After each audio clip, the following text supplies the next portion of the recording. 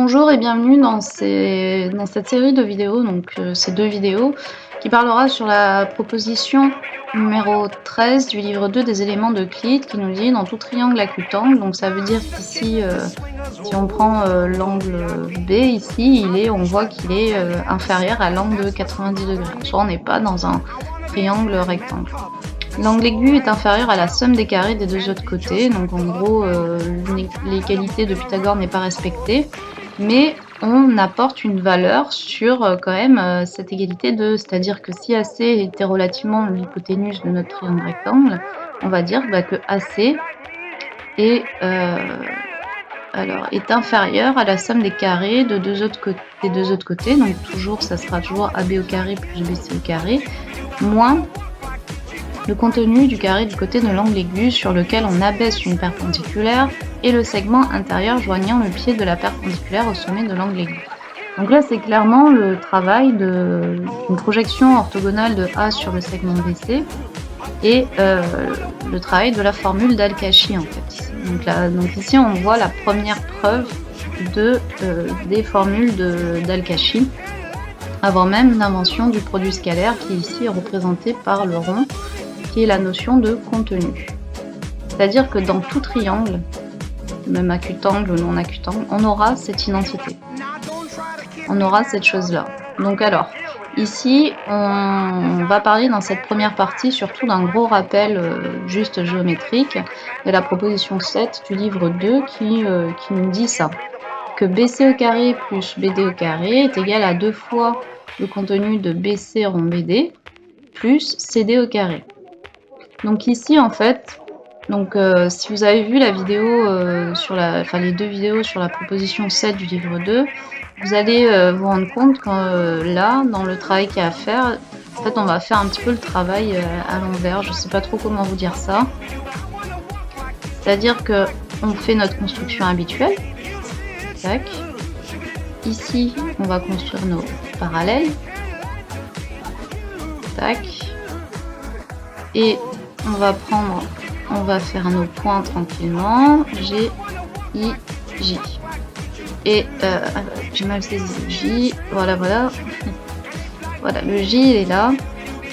Et je sais pas si vous vous souvenez, donc si vous voyez la vidéo, on avait travaillé avec BH et DF, sauf que là, ici, vu que on inverse un petit peu le problème, parce que dans la proposition 7 du livre 2, il nous dit que c'est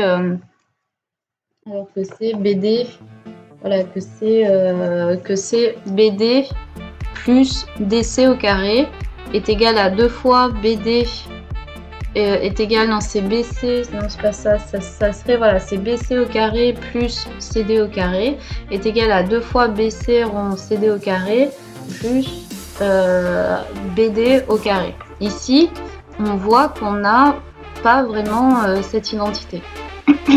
Ça veut dire quoi? Ça veut dire qu'ici, il utilise l'identité en suivant la preuve suivante, c'est-à-dire qu'au lieu de prendre BH, il va prendre BI et il va dire, bah oui, effectivement, on a BG, on a toujours BG est égal à GF, donc ça c'est la proposition 43 du livre 1 des éléments d'Euclide. Et comme J, G, I, E est un carré, on a par conséquent BI plus JF est égal à 2 fois BI. En particulier, voilà, ce 2 fois BI, on voit que c'est, vu que BCFE est un carré, c'est BD, c'est 2 fois rond, BD rond, pardon, BE, mais BE est égal à BC, donc c'est 2 fois BD rond BC. Donc déjà on est dans cette configuration, on part très bien. Or, ce 2 fois BC rond BD, c'est égal au gnomon. Alors je vais bien le faire, tac, au gnomon DGH. Hop, DGH, ici. Tac. Plus. Ah, flûte. Ah, pas saisi. Plus. Allez. Ok. Plus une fois le carré de JGI.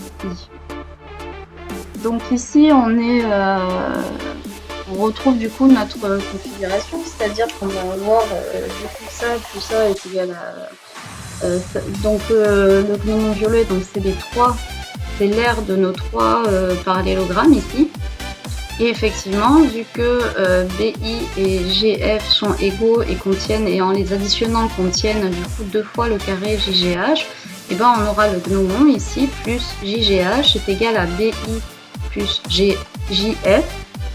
Or on a vu que BI plus JF c'est égal à 2 fois BD rond BC. Donc on a ce gnomon là plus JGH qui est égal à BC rond BD. Alors si on ajoute à gauche et à droite ici CD au carré, on va se rendre compte que gnomon de CD au carré plus JGH est égal à 2 fois BC rond BD. Donc on ajoute CD au carré à gauche et à droite, mais on se rend compte que effectivement gnomon plus JGH etc. c'est égal aussi à BC au carré plus BD au carré, parce qu'effectivement on va avoir l'aire totale de l'aire, donc là en ajoutant DC au carré à gauche et à droite, gnomon plus DC au carré plus le gnomon plus DC au carré est égal à l'aire de notre carré en entier, plus avec JI ici avec l'aire de JGIE ici, et ben on aura effectivement l'aire de ce carré qui est égal à BD au carré. Donc on retrouve bien notre identité. Donc on va passer du coup à la partie 2 pour suivre la preuve de la proposition qui se réduit à l'utilisation de Pythagore. À très vite.